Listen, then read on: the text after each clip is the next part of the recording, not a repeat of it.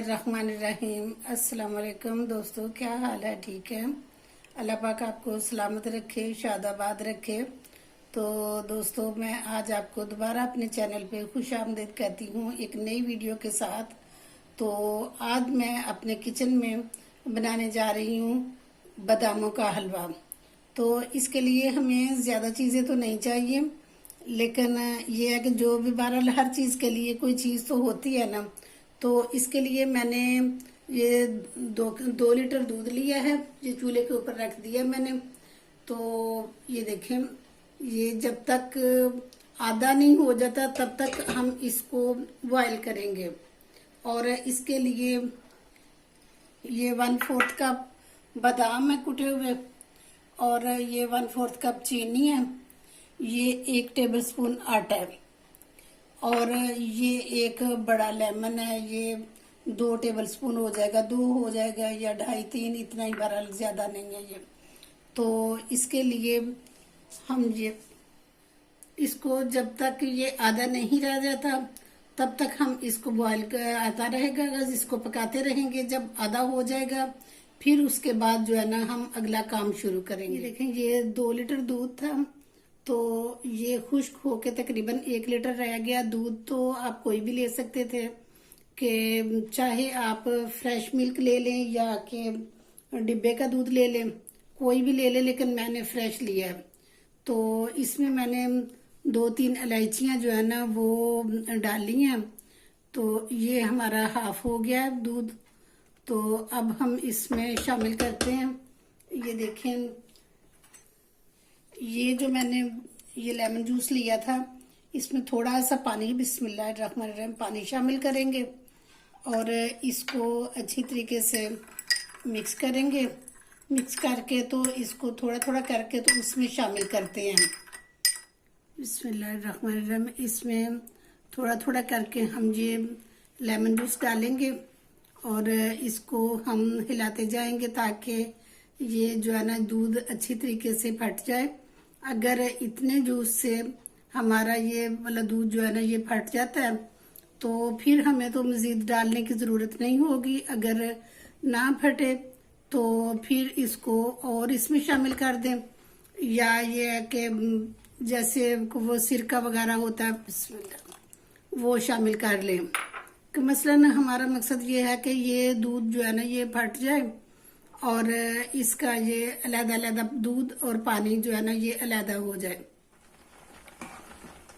ये देखिए, हमें बस इतना ही जो है ना ये दूध को फाड़ना था। तो ये इस तरह का दूध तैयार हो गया। अब इसको मज़ीद खुश्क करेंगे और उसके बाद बाकी चीज़ें हम इसमें शामिल करेंगे। ये देखिए, इसका पानी काफ़ी हद तक खुश्क हो चुका है। तो अब हम इसमें ये जो हमारे पास गंदम का आटा था, इसमें थोड़ा सा हम पानी शामिल करेंगे और इसको इसमें शामिल करेंगे।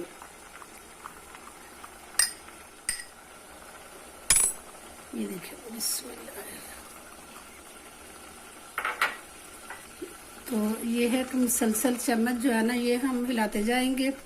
तो इसको छोड़ना नहीं है, और जब तक इसका ये पानी जो है ना खुश्क ना हो जाए, क्योंकि ये छोड़ेंगे तो फिर नीचे जो लग जाएगा तो फिर अजीब सी स्मेल होती है जलने की, और फिर सारी चीज़ ख़राब हो जाती है, उसका मज़ा नहीं फिर आता। तो ये देखें, अब इसमें हम ये जो हमने 1/4 कप जो है ना चीनी थी, बिस्मिल्लाहिर्रहमानिर्रहीम, ये हम इसमें शामिल करेंगे। और वैसे तो आप चीनी अपने टेस्ट के मुताबिक कम या ज़्यादा भी कर सकते हैं। तो इसको हम सलसल जो है ना ये भूनते जाएंगे।